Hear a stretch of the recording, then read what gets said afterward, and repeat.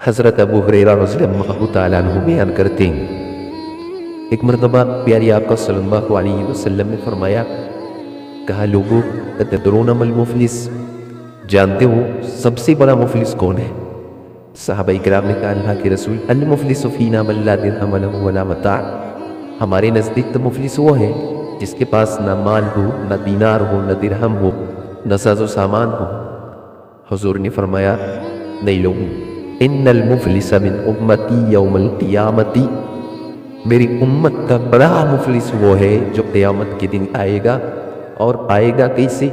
اس حال میں کہ بڑا نمازی ہوگا، بڑا حاجی ہوگا، تہجد گزار ہوگا، بصلاۃ وصیام وزکوٰۃ،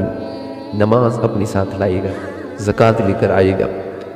روزہ لے کر آئے گا، صدقہ و خیرات لے کر آئے گا، نیکیوں کے پہاڑ ہوں گے، ادھر دیکھے گا نیکیاں، ادھر دیکھے گا نیکیاں،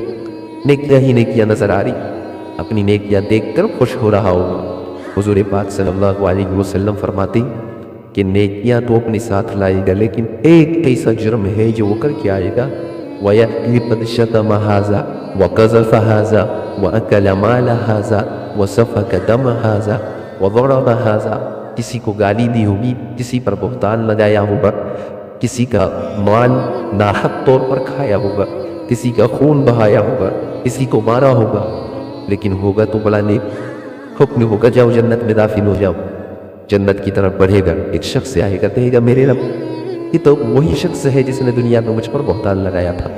اللہ احکم الحاکمین، ان اللہ لا یظلم مثقال ذرہ، وہ رب جو ذرہ برابر ظلم نہیں کرتا، حکم دے گا انصاف کے ساتھ اس کا بدلہ دے گا، فیعطی ھذا من حسناتہ وھذا من حسناتہ، حکم ہوگا اس کی نیکیاں اٹھاؤ اور مظلوم کے کھاتے میں ڈال دو، ظلم کے مطابق اس کی نیکیاں مظلوم کو دے دی جائے گی۔ آگے بڑھے گا، ایک شخص اور آئے گا کہے گا میرے رب اس نے ظلماً مجھے قتل کیا تھا،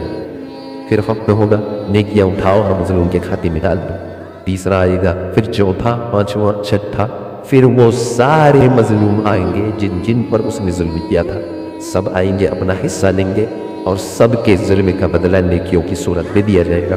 یہاں تک کہ وہ صاحب جنت جو جنت میں جا رہا تھا اس کی ساری نیکیاں اور ختم ہو جائیں گی۔ حضور فرماتے ہیں فَإِن فَنِيَتْ حَسَنَاتُهُ قَبْلَ أَن يُقْضَى عَلَيْهِ، جب نیکیاں ساری ختم ہو جائیں گی قبل اس کی کہ اس کی بدلے جو ہے پورے کیے جائے، اب بھی مظلوم اپنا حق لینے کے لیے باقی ہوئی، وَخِذَ مِنْ خَطَايَاهُمْ فَطُرِحَتْ عَلَيْهِ، آپ صلی اللہ علیہ وسلم فرماتے مظلوم کے گناہوں کو لے کر اس صاحب جنت کے کھاتے میں ڈال دیا جائے گا جو پہلے خود کو جنتی محسوس کر رہا تھا۔ اب نتیجہ یہ ہوگا دیکھتے ہی دیکھتے اس کی ساری نیکیاں گناہوں میں بدل جائیں گی۔ اب نگاہ اٹھائے گا، جدھر دیکھے گا گناہ ہی گناہ ہے، ادھر دیکھے گا گناہ، ادھر دیکھے گا گناہ نظر آئے گا، ثم طرح فی النار،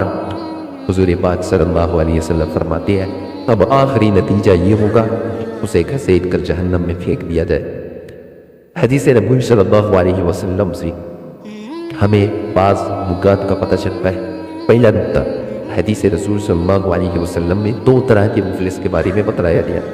ایک تو وہ مفلس جو دنیا میں مفلس ہے، اور ایک وہ مفلس جو اخروی مفلس ہے۔ دنیا میں مفلس کا معاملہ تو یہ ہے کہ وہ وقتی طور پر ہوتا ہے، دنیا آتی جاتی رہتی ہے، انسان کبھی فقیر ہے، کبھی امیر ہے، کبھی غریب ہے، لیکن آخرت کی مفلسی ایسی مفلسی ہے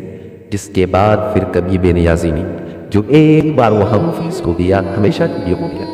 حقیقی مفلسی یہ نہیں تو اور کیا ہے؟ دوسرا نقطہ جو حدیث نبوی صلی اللہ علیہ وسلم سے ہمیں ملتا ہے کہ سب سے بڑی مفلسی جو ہوگی وہ اجر اور نیکیوں کی مفلسی ہے، جو اس دن ہاتھ پھیلا کر کوئی مانگے گا تو بھی اسے نہیں ملنے والی، اور سب سے بڑا اور بھاری قرض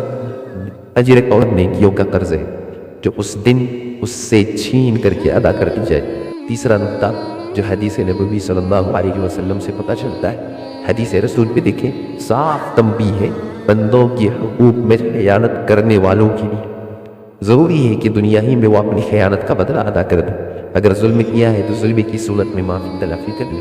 ورنہ اس دن بندے کے پاس خیانت کا بدلہ دینے کے لیے نہ تو اس کے پاس مال ہوگا، نہ دینار ہوگا، نہ درہم ہوگا، کچھ نہیں ہوگا سوائے اس کی نیکیوں کے۔